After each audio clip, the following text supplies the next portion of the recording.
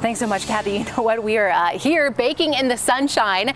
Wow. However, the past 60 days, we have been seeing so much rain. I have Adam Thompson with the Associated Landscape Contractors of Colorado here to kind of talk about our irrigation systems. Here we are, the middle of summer, and after we did see so much rain, a lot of people might be needing to maybe just turn it on in general, but maybe kind of do a little refresh, make sure that things are working a-okay. Talk to us kind of about what folks should be doing right now.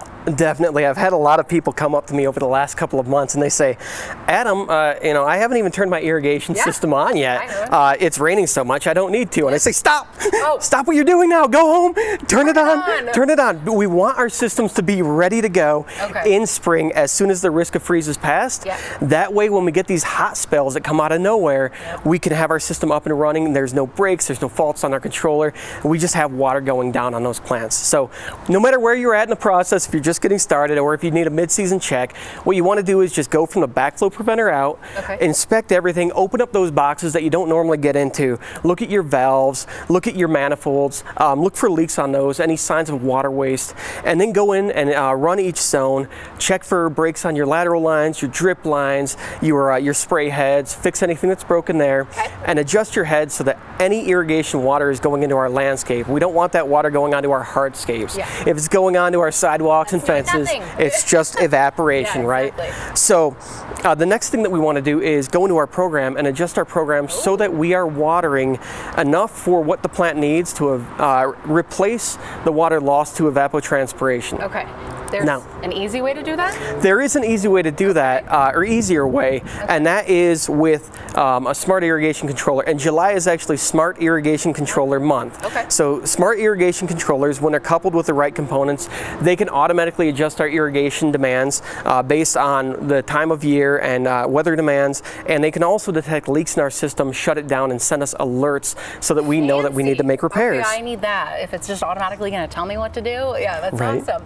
So I know a lot of folks are saying, yay, we had so much rain, things are looking good, but is this a good thing for us? Yes and no.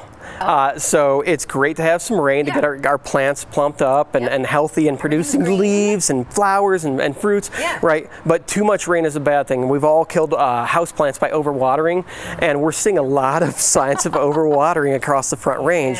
We're seeing Ascochyta fungal blooms in our turf. We're seeing fungal blooms on our plants.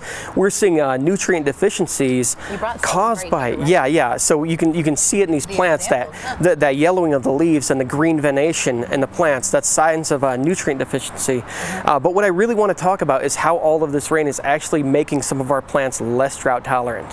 Because we are looking at, well, the drought now, drought free, but things are going to be changing with all the heat that we have had and the heat that's coming our way. So talk to us kind of about how we can make our plants more drought resistant. Right, so all this moisture, now whether that moisture comes from rain or our irrigation system, too much moisture too frequently leaves us with a layer of moisture in the upper layer of soil, and plants are smart. They're going to send the roots along the path of least resistance to get water.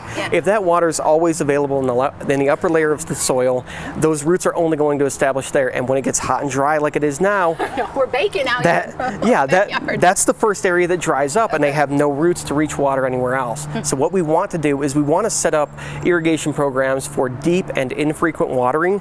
That way the upper layer dries out in between waterings, and those roots will start to go down in the soil after that deep water. When we do this over several years, we find that we establish these really robust root zones that are capable of reaching water at any level of the soil, and plants are much more drought tolerant that way. That makes sense. Yeah, absolutely. And here we are. No drought right now, but you know how quickly that can change with the heat that we're looking at right now. As always, thank you so much, Adam, for coming in. Thank you. And we're going to have all of his tips and tricks on 9news.com. We'll be back right after this.